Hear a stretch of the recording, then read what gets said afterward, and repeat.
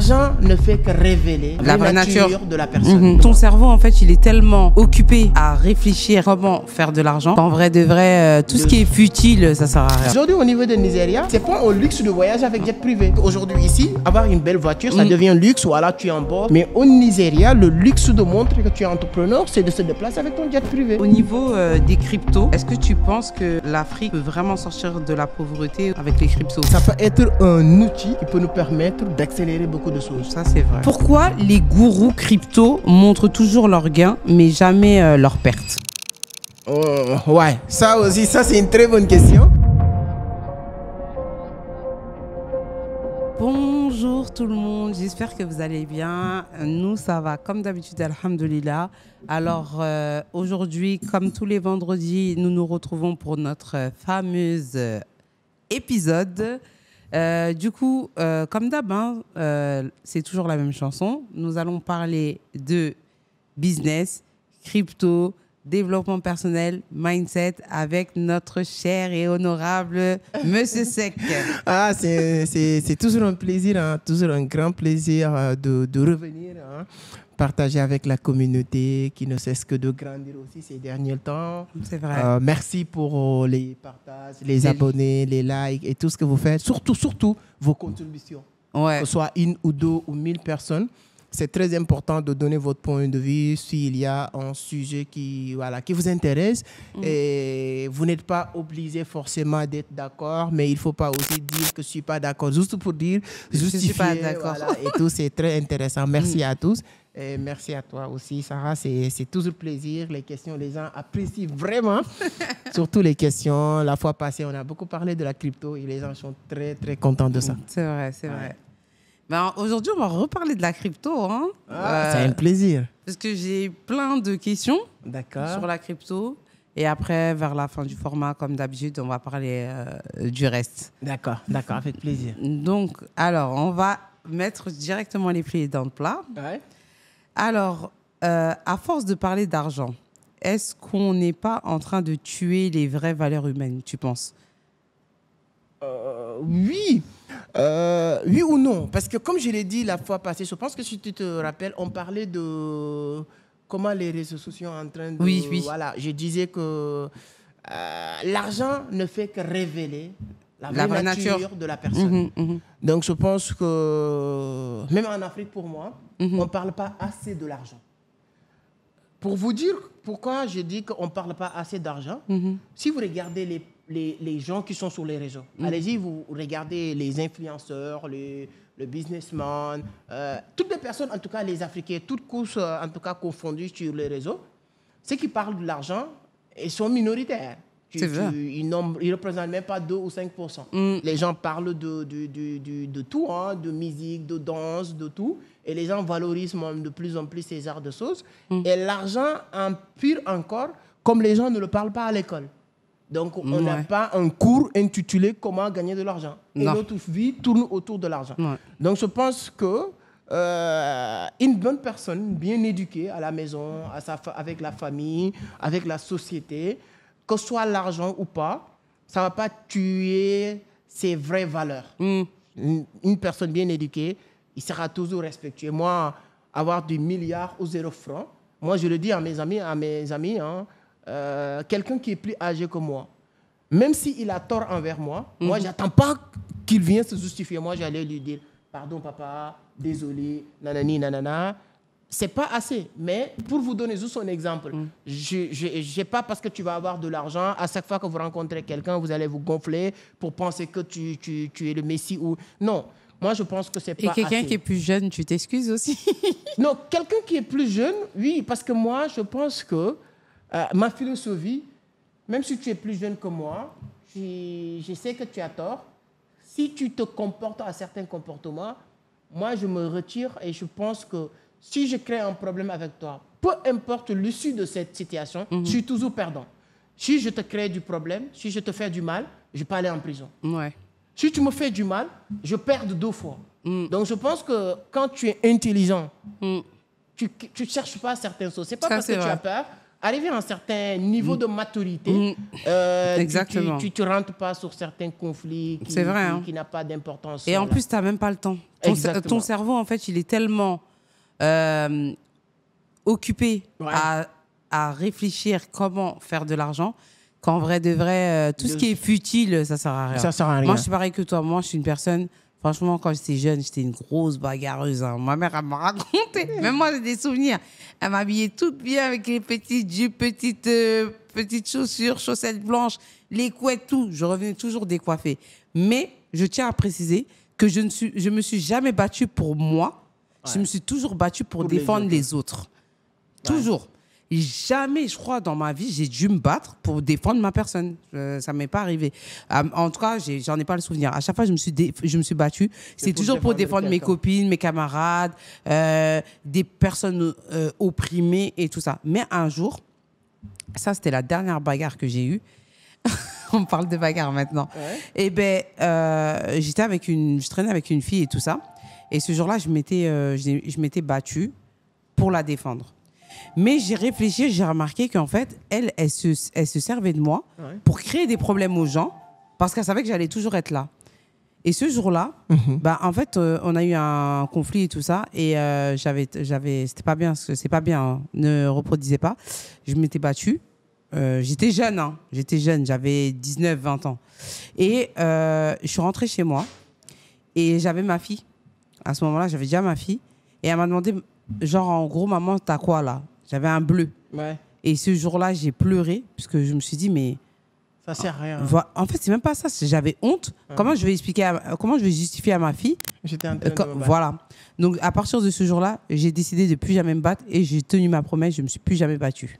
Ah, ça, c'est très important. Ouais. Donc, moi, je pense que c'est ça.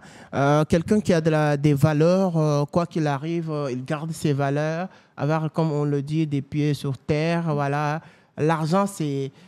C'est-à-dire que souvent, moi, mon problème, c'est la dimension ou la perception des gens sur l'argent. Ouais, c'est vrai. L'argent, l'argent te permet, te facilite certaines choses que tu as envie de faire. Mais l'argent ne te donne pas le pouvoir absolu.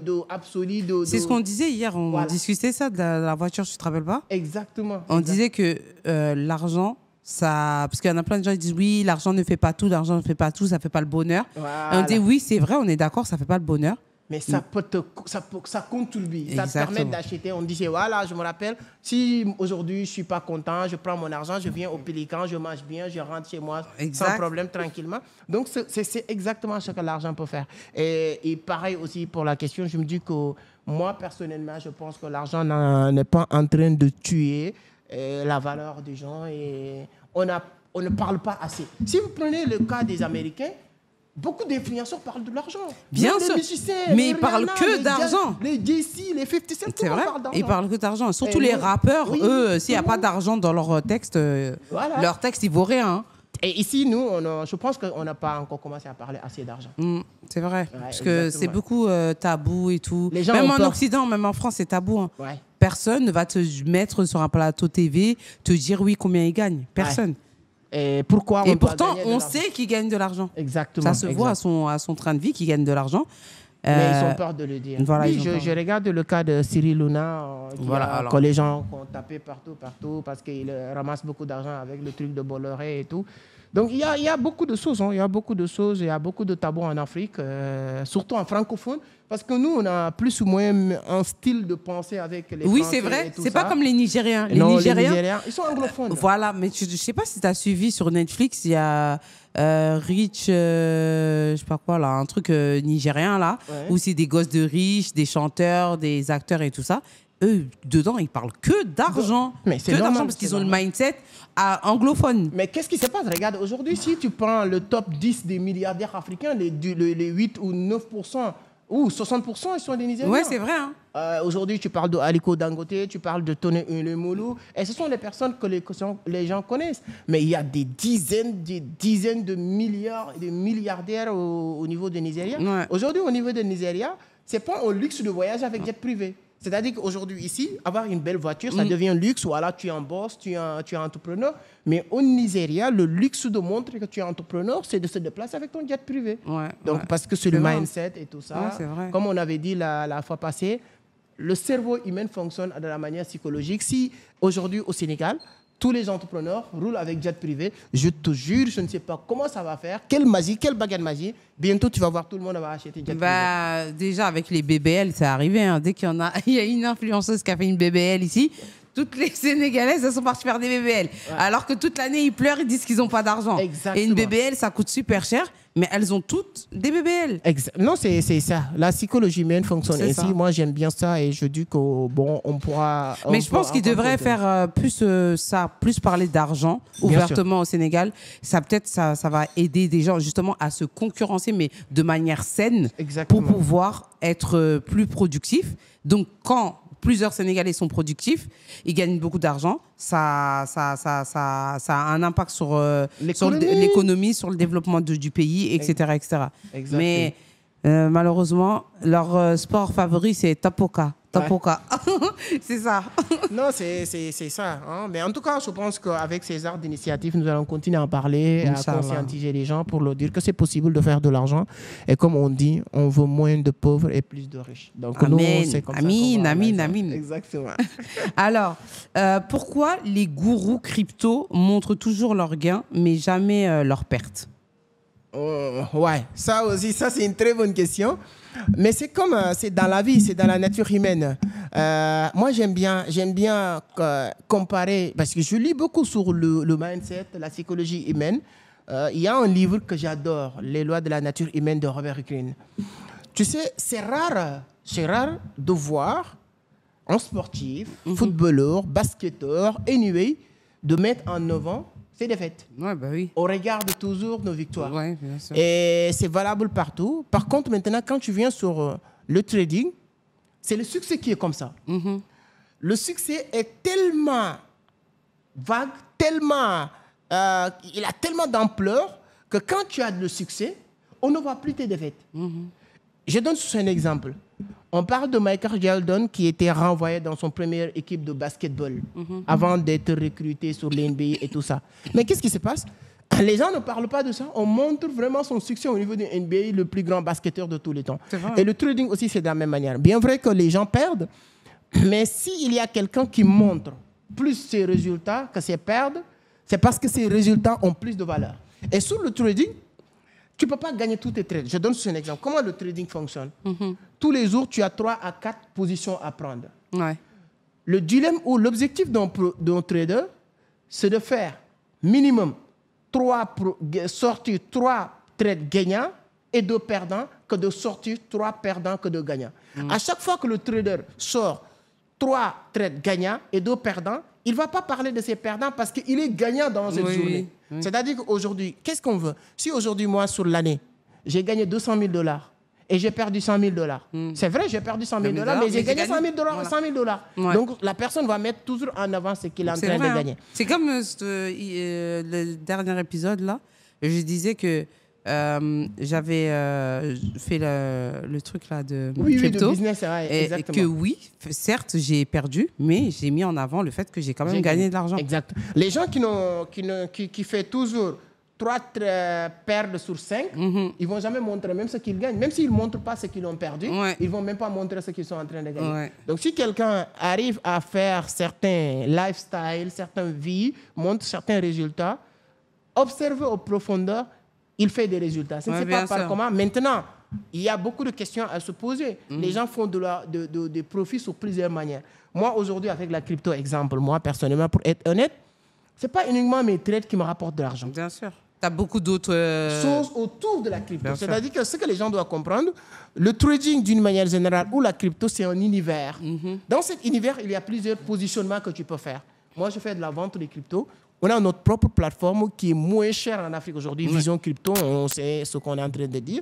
Donc, à travers notre plateforme, beaucoup de personnes peuvent acheter des cryptos. Mais j'ai des revenus à gagner sur notre plateforme. Moi, j'ai acheté des cryptos chez toi. Exactement. Et j'ai envoyé mes clients chez toi aussi. Tu as vu, non? Donc, tout ça, c'est des business que je fais. Hormis ça, Voilà, j'accompagne des gens, je fais mes trades, ainsi de suite. Donc, il y a plusieurs choses. C'est pourquoi quand tu rentres dans le secteur d'activité, il faut connaître vraiment l'univers, tout ce qui tourne autour de ça. Et à partir de là, toi, tu pourras te positionner pour dire, ah, moi, vraiment, je pense que c'est cette chose qui m'intéresse le plus, c'est cette chose qui m'intéresse le moins, c'est sur telle chose que je peux aller vite, c'est telle chose que je peux aller moins vite. Et je pense que ceux qui ont regardé notre 2e ou 3e épisode, je ne sais plus, on a parlé de ça, moi, j'adore cette partie, c'était très important.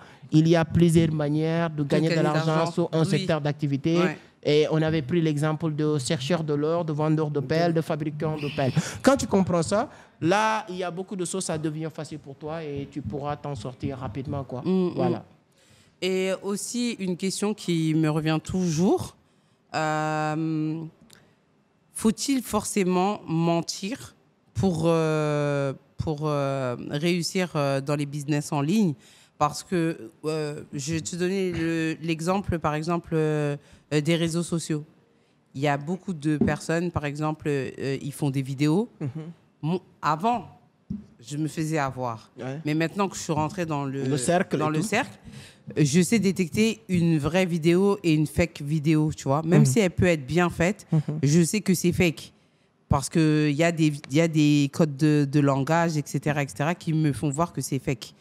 Et ces gens-là, ils sont obligés de sortir du contenu fake pour avoir des likes, pour avoir des vues. Et parce que comme leur compte, il est monétisé, du coup, plus de likes fait de l'argent, plus de vues fait de l'argent, plus de commentaires fait de l'argent, etc. Est-ce que dans le business en ligne, on est obligé à un moment donné aussi de mentir pour pouvoir réussir, ou on peut réussir de manière très saine du début jusqu'à la fin? Alors, moi, je suis d'accord avec toi. Je pense que tu n'as pas besoin de mentir. Par contre, il y a quelque chose qu'il faut comprendre. Comme disaient les Américains, fake it until you make it. C'est-à-dire que faire semblant de l'avoir fait jusqu'à le faire. Ça, c'est différent avec mentir. Mentir, c'est quoi? C'est de dire les gens des choses qui n'est pas en toi, des choses que tu ne maîtrises pas. Quand je viens sur la maîtrise, moi, je envoie les gens, je leur dis que quelqu'un qui vous dit qu'il maîtrise X domaine, que ce soit le dropshipping, que ce soit la crypto, que ce soit le SMMA, allez sur sa page YouTube, surtout premièrement. Normalement, quelqu'un qui a des compétences, uniquement en suivant ces vidéos, tu dois apprendre des choses que toi-même, tu confirmes que j'ai appris avec la personne. Ouais. Je ne dis même pas acheter sa formation, je ne dis rien. Quelqu'un sur sa page YouTube, gratuite, si tu n'arrives pas à apprendre quelque chose de concret qui te prouve, toi, tu as appris des choses avec lui, tu ne peux pas acheter. C'est pourquoi on dit, si tu ne peux pas vendre une formation en organique, tu ne pourras pas le vendre en publicité parce que ce n'est pas important. Parce que ce que tu viens de dire, c'est super important. Mais il y a tu es au courant comme moi qu'il y en a qui ont des pages YouTube, qu'ils apprennent par cœur des discours déjà préparés, qu'ils ont appris par cœur. Et lorsqu'ils se mettent devant leur caméra et qu'ils filment, tu as l'impression qu'ils captent vraiment ce dont ils parlent. Ouais. Et ils te vendent des formations qui, en vrai, les formations, quand tu regardes les commentaires, quand tu parles avec les gens, tu te rends compte qu'en fait, leurs formations, elles sont fake, elles servent à rien, ils n'ont rien appris de plus. C'est des formats déjà enregistrés. Ouais, voilà. Il y a des gens même que j'ai entendu parler qu'ils ont utilisé ChatGPT pour vendre des formations et tout. C'est vrai. Mais comme j'ai dit, c'est pourquoi il y a Comment faire la différence, voilà, en fait. Il y a un format aussi que j'adore sur YouTube. C'est pas parce que je le fais, c'est pourquoi j'adore ces formats. C'est-à-dire que les formations longues, réunis en public de 20-30 personnes, faire une formation de 2 heures de temps et tu le balances sur YouTube. Je faisais ça chaque vendredi, partager une vidéo de 2 heures de temps. Quand j'ai regardé sur l'atmosphère francophone, il n'y avait que 2 personnes qui faisaient ça. Oui, mais moi parce que la plupart, c'est des menteurs. Voilà. Pour ça. Là, tu ne peux pas enregistrer, tu ne peux pas filmer, tu ne peux pas avoir un faux public. Parce qu'il y a des gens qui utilisent même trompeur, c'est-à-dire que un prompteur, voilà, c'est vrai. Quand tu parles, tu lis ce que tu parles. C'est vrai. Et les vidéos que j'adore, c'est ça. Si les gens qui connaissent cette page, on a une cinquantaine, pour ne pas dire centaine de ces formats. C'est-à-dire qu'on est dans une classe comme ça, dans une salle. Il y a 50-100 personnes. C'est dans tes bureaux, là? Voilà, là-bas. Je fais une formation de 2 heures de temps et on le balance. Quand j'ai observé ça aussi, partout en francophone, je dis partout, il n'y a que 2 personnes qui faisaient ça, moi et Oussama. Bon, ce que je vois est Oussama Amar. Donc, ça marchait très, très super bien. Ça aussi, c'est un moyen de détecter. Ça, c'est vrai. Maintenant, quand même, si quelqu'un aussi dit il fait de l'argent sur Internet, sa vie, il faut regarder sa vie. Au niveau des cryptos, est-ce que tu penses que l'Afrique peut vraiment sortir de la pauvreté ou c'est un autre mirage avec les cryptos? Bon, dire que l'Afrique va sortir de la pauvreté uniquement avec la crypto, ça va être trop dire. Mais ça peut être un outil qui peut nous permettre d'accélérer beaucoup de choses. Ça, c'est vrai. Aujourd'hui, je prends l'exemple comme un pays, Centrafrique, République Centrafrique. Aujourd'hui, on dit que même les ressources naturelles, le pays a accepté que les gens qui l'achètent payent par crypto. Vous savez qu'aujourd'hui, notre devise franc CFA est garantie par la France. Ouais. C'est-à-dire que si aujourd'hui le Sénégal vend son pétrole ou son or en Russie ou bien aux États-Unis, bien vrai qu'on n'a pas vendu la France, mais la France a quelque chose à gagner. Qu'est-ce qui va se passer? Parce que pour que la Russie nous paye, la Russie ne peut pas nous payer le rouble sur leur monnaie locale. Ils vont convertir en francs CFA pour que nous, qu'on puisse recevoir cet argent-là. Mais en convertissant en francs CFA, ils vont passer par la France. Bien sûr. Parce que le franc. Exactement. Et qu'est-ce qui va se passer maintenant en utilisant la crypto-monnaie? Si la Russie veut payer l'État du Sénégal 100 milliards de dollars, 1 milliard de dollars, s'ils ont des comptes crypto, automatiquement, il y a cette limitation qu'on va enlever rapidement. Et comme je l'ai dit aussi, ça permet à des Africains de découvrir autre chose, d'envoyer de l'argent partout en Afrique. Pourquoi en France, aux États-Unis, on interdit les gens d'envoyer plus de 1 000 $ par jour, 2 000 $ par semaine, et ainsi de suite par an? Pourquoi? Parce qu'ils ne veulent pas que l'argent que les gens travaillent là-bas sorte dans leur pays. Ouais, donc, et nous, les gens sortent de l'argent, et ainsi de suite. Donc, je pense qu'il y a beaucoup d'avantages. Ce que je peux dire, il y a des avantages d'utiliser la crypto-monnaie. Voilà, et ça peut aider beaucoup de personnes. Maintenant, beaucoup de jeunes qui peuvent utiliser la crypto-monnaie comme moyen de business, de travail aussi. Ça, c'est une autre chose. Et si vous regardez aujourd'hui, des milliers de jeunes en Afrique d'une manière générale trouvent du travail, de l'emploi, être motivés, engagés à travailler grâce à la crypto. Donc ça peut être un système complémentaire avec le système économique que nous avons aujourd'hui. C'est vrai, c'est vrai. Et moi, j'ai une autre question.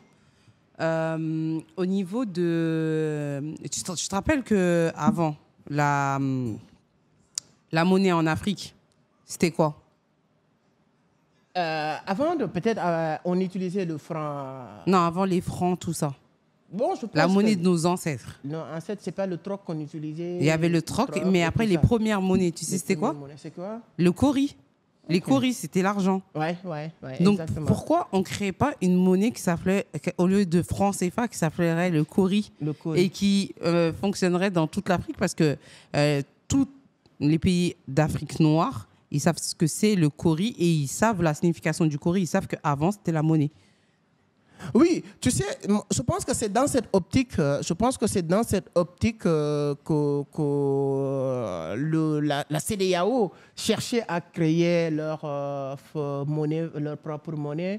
Et aujourd'hui, je pense que... Parce que les Chinois, c'est les yens. Oui. Tu vois, ils ont yen. Quand tu entends yen, ça te fait penser directement au moins à l'Asie, tu vois. Exactement. Moi, je pense qu'on devrait prendre une monnaie aussi qui fait directement référence à l'Afrique. À l'Afrique, oui. Bon, je pense qu'ils sont... Récemment, il n'y a même pas une semaine, j'ai entendu le Premier ministre du Sénégal dire que l'évolution de la monnaie de la CEDEAO est un peu lent. Ils vont essayer de voir qu'est-ce qu'ils vont faire, sinon ils vont prendre leurs responsabilités. Je ne sais pas dans quel sens. Mais je pense que l'Afrique, d'une manière générale, doit obligatoirement trouver un moyen pour avoir leur propre monnaie. L'Afrique. Que ce soit aujourd'hui, on ne peut pas continuer à avoir le franc CFA. Au début, l'objectif, c'était quoi? Franc colonie. Hein? C'est-à-dire que c'était pour coloniser l'Afrique. Oui. Et aujourd'hui, on ne peut pas évoluer à certains niveaux et continuer à avoir la même chose, quoi. Oui, c'est vrai. On est soi-disant des pays qui ont été... qui ont pris leur indépendance, mais en vrai, on n'a pas pris... On a pris l'indépendance en surface, mais réellement, en vrai, on n'a pas d'indépendance. Si on observe ce qui se passe aujourd'hui en Afrique, Ibrahima Traoré, le président du Burkina Faso, qui a subi beaucoup de menaces, et surtout des tentatives de meurtre. Voilà, le plus même visible, c'est le sergent américain qui dit qu'ils vont aller arrêter Ibrahima Traoré, qui fait beaucoup de bruit sur les réseaux. Et je pense qu'arriver à ce niveau-là, parce que la personne veut vraiment la vraie indépendance de son pays, et je pense qu'il y a des questions à se poser aujourd'hui en Afrique. C'est vrai. Ouais. Je pense qu'on va... Est-ce que ça dit qu'on fait une partie 2 pour ça? Parce que Ibrahima Traoré, je pense que c'est quelque chose qui va aller avec le prochain épisode. Sur l'expansion de l'Afrique et quelles idées on peut donner, des idées de business pour démarrer avec des petits montants. Tu vois, avec plaisir. Il y a beaucoup d'astuces qu'on peut mettre sur la table. Il n'y a pas de problème. Ok.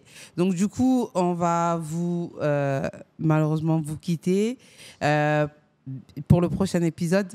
D'accord, prochain épisode, voilà. On va faire partie 2 de cet épisode, alors il n'y a pas de problème. Ibrahima Traoré, il mérite quand même de mieux parler de lui. Voilà. Vraiment. Parce qu'actuellement, il fait partie des espoirs. Ce n'est plus un espoir du Burkina Faso, mais de l'Afrique. C'est ça, c'est ça. Donc, on compte sur vous. Likez, commentez, partagez un maximum pour nous donner de la force. À la semaine prochaine. Ciao. Ciao.